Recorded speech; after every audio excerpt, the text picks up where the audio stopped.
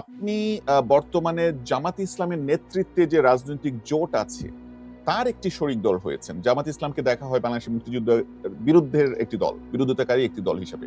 আপনার এক্সপ্লেনেশনটা কি? আপনি জামাতের জোটে কেন? আপনাকে প্রথমে আপনার বক্তব্যটা শুদ্ধ করে দিই, আমি কোনো জোটে যাই নাই। জামাত এলডিপিতে যোগদান করে নাই, এলডিপিও জামাতে যোগদান করে নাই। এটা কোনো জোট না।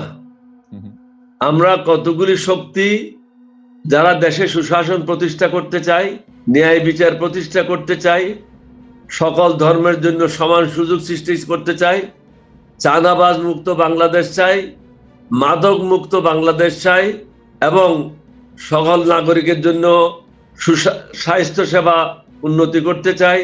শিক্ষার ক্ষেত্রে আমরা অনেক পিছিয়ে আছি, শিক্ষার ক্ষেত্রে আমাদের দেশকে আমরা এগিয়ে নিয়ে যেতে চাই।